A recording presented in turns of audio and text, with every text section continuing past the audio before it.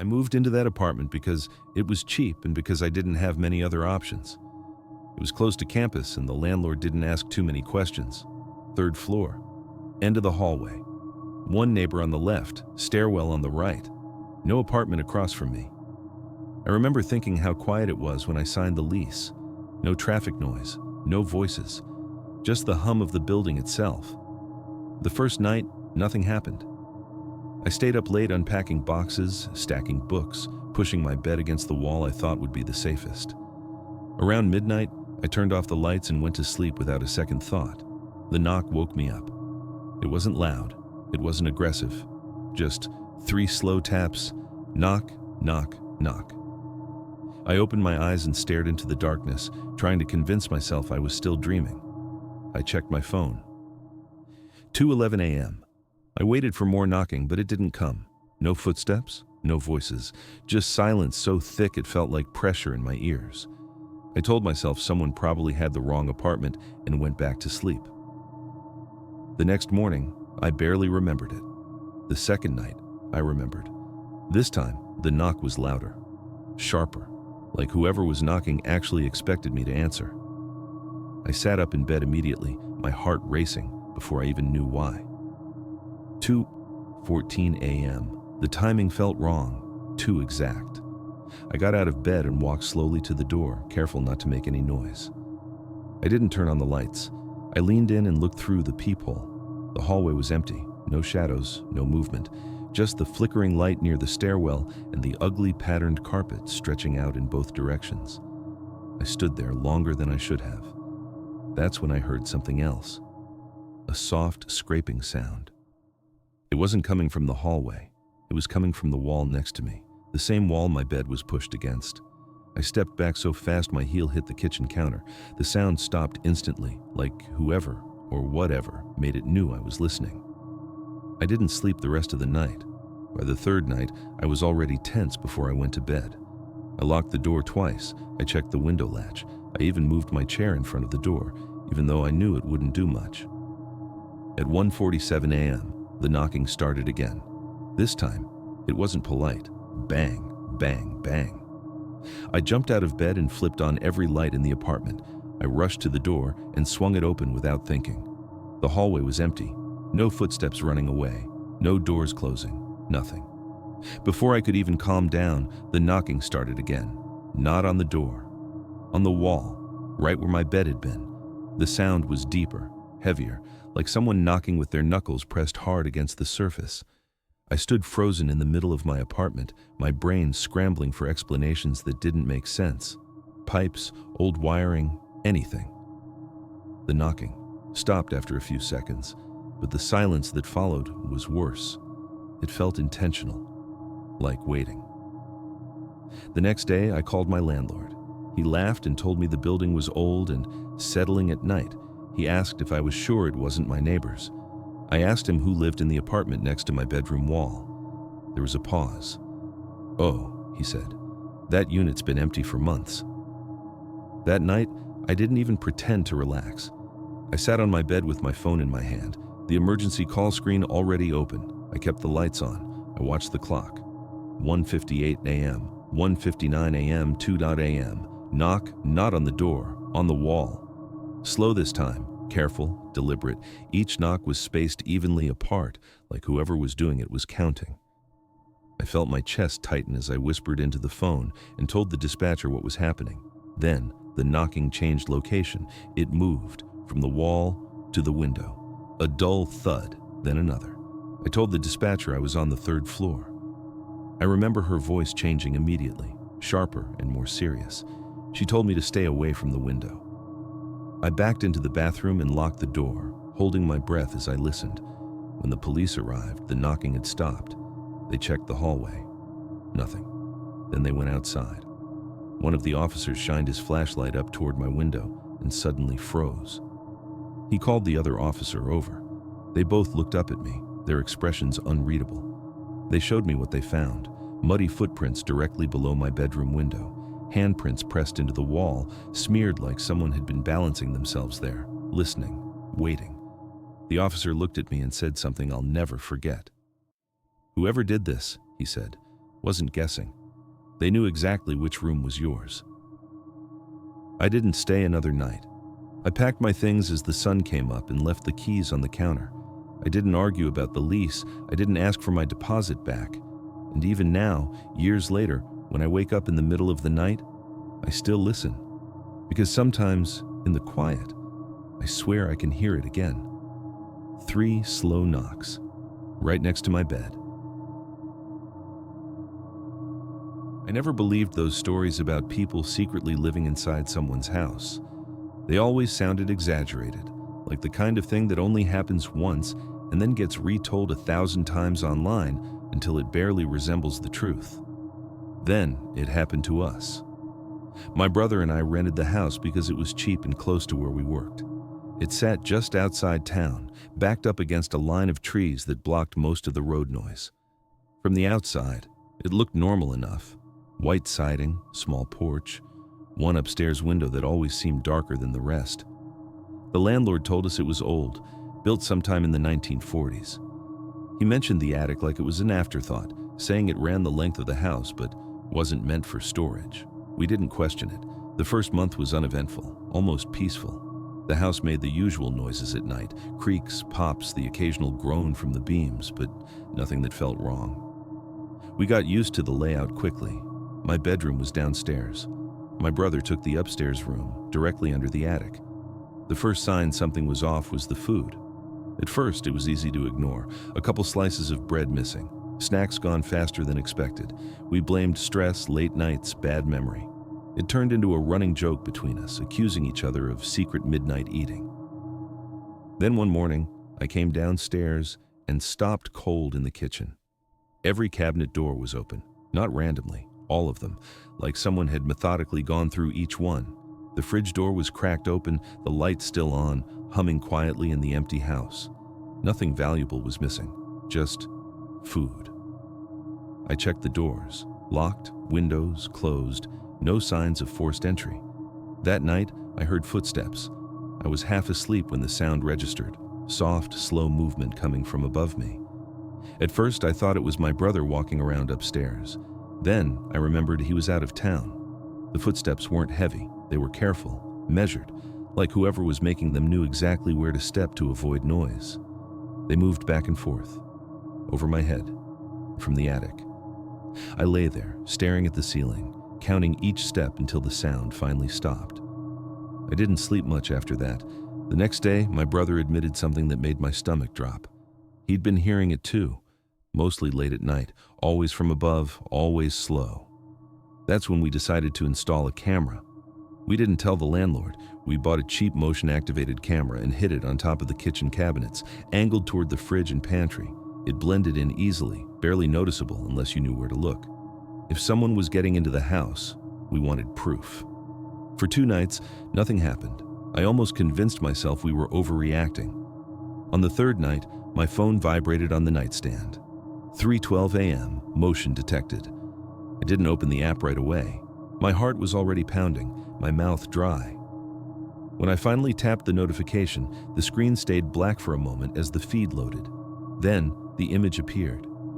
Someone was standing in our kitchen. They were thin, too thin, long hair hanging down, completely hiding their face. They stood perfectly still for several seconds, like they were listening. Then they moved. They opened the fridge slowly, took food out, ate it standing there, chewing carefully, never once looking up. Their movements were calm, familiar, like this was routine. Then something happened that still makes my skin crawl. They tilted their head, not directly toward the camera, but close enough that it felt intentional, like they knew it was there, like they'd known the whole time. After finishing, they dragged a chair across the floor, climbed onto the counter, and reached up toward the ceiling.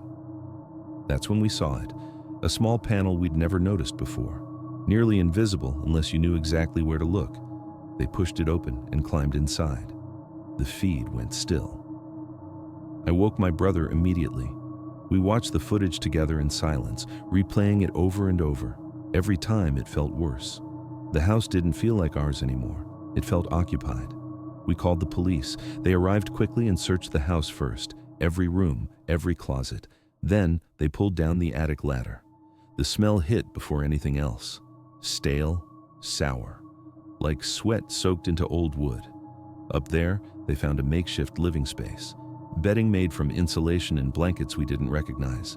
Empty food wrappers, bottles filled with water, handprints darkened into the beams from repeated use. Someone had been living above us for months. The officer told us something I still think about. Based on the setup, he said, they were coming down almost every night, quietly. I asked how they knew. He pointed to the beams above my bedroom, worn smooth. We moved out the next day. I still check ceilings now, still listen when a house gets too quiet. Because once you know someone can be that close, watching, waiting, it never really leaves you. Sometimes when it's late and everything is still, I swear I hear it again. Slow footsteps, right above my head. The baby monitor came with the house. The previous owners left it behind, already mounted high on the nursery wall, angled perfectly at the crib.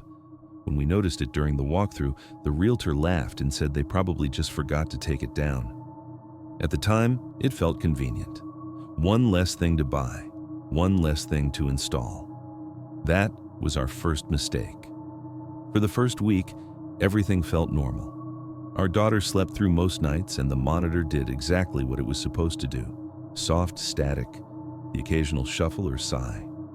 We kept the volume low, just enough to hear if she cried. The house itself was old but solid, built sometime in the early 1950s. Narrow hallways, low ceilings, the kind of place where sounds carried in strange ways. Floorboards creaked, pipes knocked, nothing that felt threatening, at least, not yet. The first time I heard the whisper, I thought I was dreaming. It was late, close to 2 a.m. I was drifting in and out of sleep when a sound pulled me back. Something soft and breathy coming from the baby monitor on the nightstand. At first, it didn't register as a voice, just a change in the static. I picked up the monitor and listened more closely. That's when I realized it was whispering, not words, just low, drawn-out sounds like someone murmuring under their breath. I sat up in bed, suddenly wide awake. My wife was asleep beside me, her back turned. I turned the monitor off. The whisper stopped instantly. The silence felt heavy, but I told myself it was interference. Old electronics, nearby radio signals. I'd heard stories like that before. I set the monitor back down and eventually fell asleep. The next night, it happened again. This time, the sound was clearer. Breathing, slow and controlled, too steady, too deliberate. I stared at the monitor, my thumb hovering over the power button. When I turned it off, the breathing cut out again. Relief washed over me for a split second. Then I heard it. From down the hallway, the same sound, a whisper, faint but unmistakable, coming from the direction of the nursery. My heart started racing as I slid out of bed. The house was dark and completely still. No footsteps, no movement, just that soft sound drifting through the air. I walked down the hallway and pushed the nursery door open. Everything looked normal. Our daughter was asleep in her crib, her chest rising and falling slowly. No one else in the room, no shadows in the corners. The whispering had stopped. I stood there longer than I should have, listening, before finally going back to bed. The next day, I checked everything. Doors, windows, the attic access panel in the hallway, all locked, all undisturbed. I even climbed into the attic myself. It was cramped, dusty, and empty. No signs anyone had been there. That night, the whisper came earlier, around 12:30 a.m. This time, I didn't turn the monitor off. I listened. The sound wasn't random. It would fade when our daughter shifted in her sleep. When she went still again, it returned. Like whoever was making it was waiting for her to be quiet. That's when the fear really set in. I woke my wife up and held the monitor between us. She listened for herself, her expression slowly changing as the sound continued. We didn't talk about it. We didn't need to. We called the police. They arrived quietly and searched the house room by room. Closets, bathrooms, basement, attic, everything looked normal. Before leaving, one of the officers asked where the monitor camera was mounted. When I showed him, his demeanor changed. He looked up at the ceiling and frowned. "There's a crawl space above this room," he said. "Not an attic, just a narrow gap. They brought a ladder and pushed the panel open. Something dropped out and hit the floor.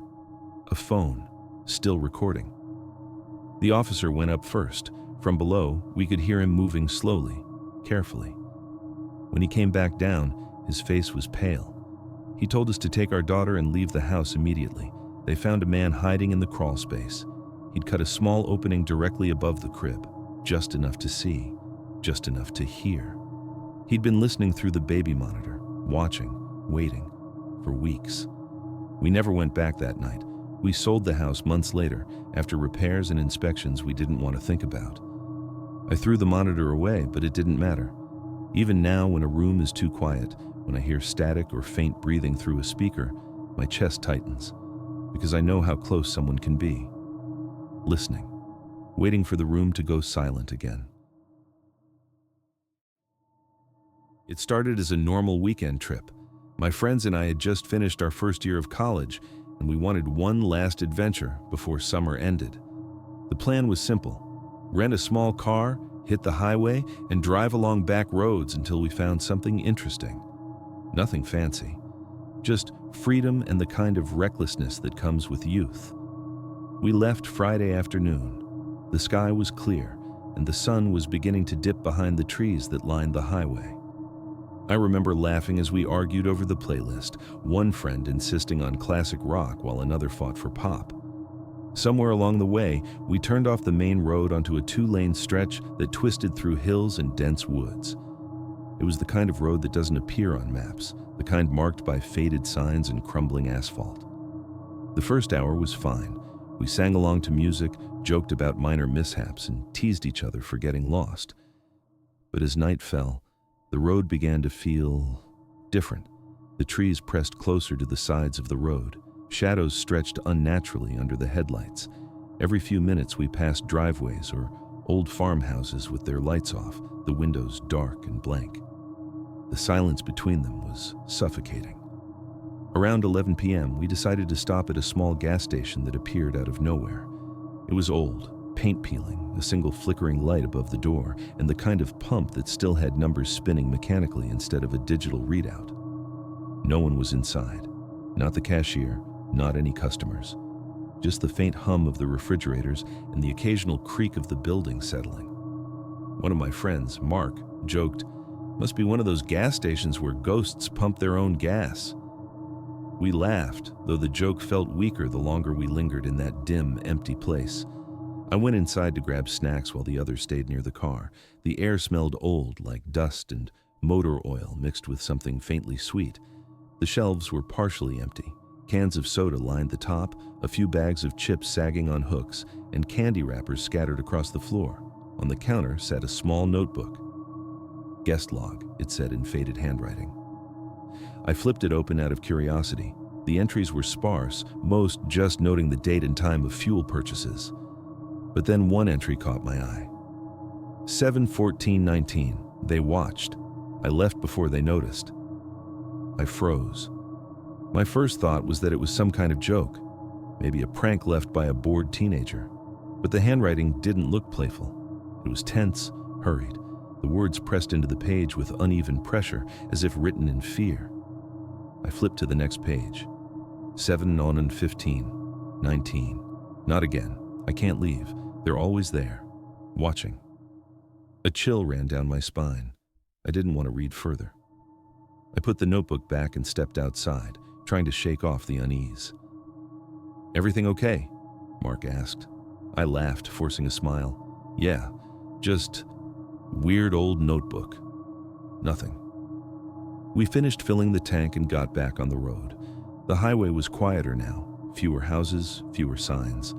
The GPS had lost signal miles ago. I remember glancing at the rearview mirror and noticing a car following us.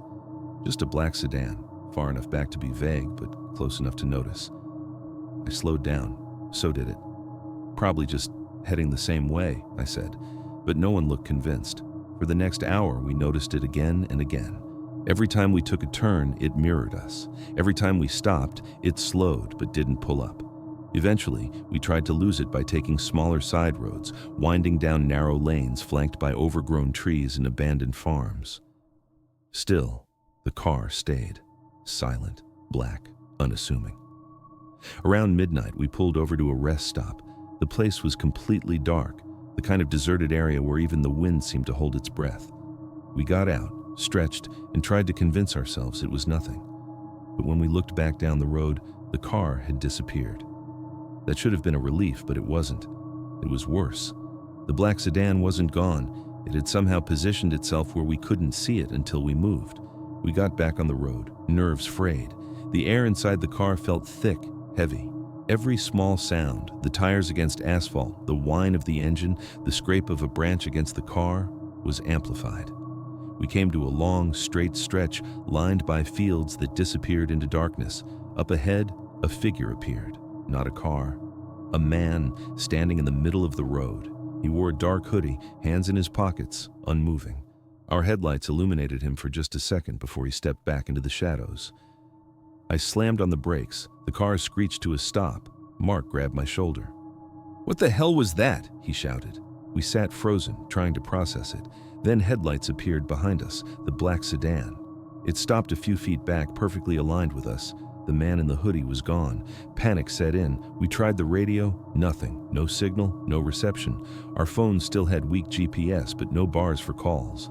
Mark suggested we turn around, go back the way we came. I wanted to, but the roads all looked the same. Endless turns, trees pressing close on both sides, shadows shifting unnaturally under our headlights. The man appeared again. Same spot, same posture, watching, waiting. I floored the gas pedal. The tires screamed. We swerved to avoid him, only to find the road ahead blocked by fallen branches. The black sedan followed behind, keeping pace. Hours seemed to pass like minutes. Each time we slowed, we saw him. Each time we looked back, the black car was there. It didn't signal. It didn't honk. It just followed. Eventually, exhaustion and fear overtook us. We pulled off at a small clearing, hidden behind trees. We got out of the car and huddled together. Silence, except for the occasional chirp of crickets and distant rustling. We stayed there for what felt like forever. The black car never appeared. The man never returned. Eventually, we decided to walk along the road, hoping to find a house, a gas station, anything with light. We did. About a mile down, we found a small farmhouse. The windows were dark, but the door was unlocked. Inside, the house was empty. Dusty, abandoned, with overturned furniture and broken glass. A single journal sat on the kitchen table. We flipped it open. It was full of entries, dated over several months. The words described someone being followed on these very roads, someone being watched, trapped, stalked by a car and a man in a hoodie. The writer's fear was palpable, escalating with each day. The last entry was scrawled and chaotic. They know. They always know. I can't hide. I can't sleep. They are everywhere. Don't drive alone. We didn't read more. We left immediately. The roads back were long, the shadows deep. But when we finally reached the main highway and civilization, the feeling didn't leave us. The memory of the black car and that man in the hoodie haunted every rearview mirror, every flicker of shadow.